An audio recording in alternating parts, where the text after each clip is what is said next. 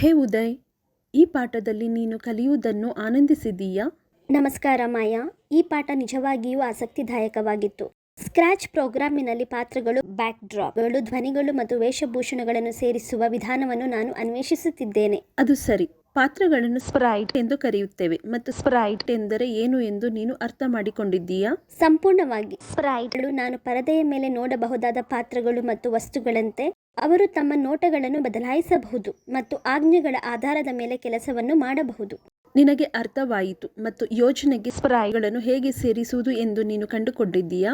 ಹೌದು, 3 ಮಾರ್ಗಗಳಿವೆ. ನಾನು ಲೈಬ್ರರಿಯಿಂದ ಆಯ್ಕೆ ಮಾಡಬಹುದು, ನಮ್ಮದೇ ಚಿತ್ರಗಳನ್ನು ಆಮದು ಮಾಡಿಕೊಳ್ಳಬಹುದು, ಅಥವಾ ಸ್ಕ್ರ್ಯಾಚ್ನ ಡ್ರಾಯಿಂಗ್ ಪರಿಕರಗಳನ್ನು ಬಳಸಿಕೊಂಡು ನಮ್ಮದೇ ಆದ ಸ್ಪ್ರೈಟ್ಗಳನ್ನು ಸಹ ಸೆಳೆಯಬಹುದು. ಸ್ಪ್ರೈಟ್ ವೇಷಭೂಷಣಗಳ ಬಗ್ಗೆ ಏನು? ನೀನು ಆ ಪರಿಕಲ್ಪನೆಯನ್ನು ಅರ್ಥ ಮಾಡಿಕೊಂಡಿದ್ದೀಯಾ?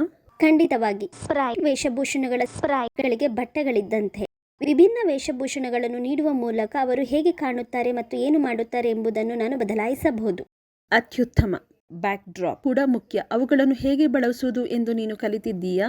ಹೌದು, ಬ್ಯಾಕ್ಡ್ರಾಪ್ಗಳು ತಮ್ಮ ಯೋಜನೆಗಳಿಗೆ ದೃಶ್ಯವನ್ನು ಹೊಂದಿಸುವ ಹಿನ್ನೆಲೆಗಳಂತೆ ನಾನು ಲೈಬ್ರರಿಯಿಂದ ಆಯ್ಕೆ ಮಾಡಬಹುದು. ನಮ್ಮದೇ ಆದ ಬ್ಯಾಕ್ಡ್ರಾಪ್ ಅನ್ನು ಆಮದು ಮಾಡಿಕೊಳ್ಳಬಹುದು ಅಥವಾ ಸ್ಕ್ರ್ಯಾಚ್ನ ಪರಿಕರಗಳನ್ನು ಬಳಸಿಕೊಂಡು ಅವನ್ನು ರಚಿಸಬಹುದು. ಧ್ವನಿಯ ಬಗ್ಗೆ ನಿನಗೆ ಏನು ಗೊತ್ತು? ಧ್ವನಿಯು ನಮ್ಮ ಯೋಜನೆಗಳಿಗೆ ಜೀವ ತುಂಬುತ್ತದೆ.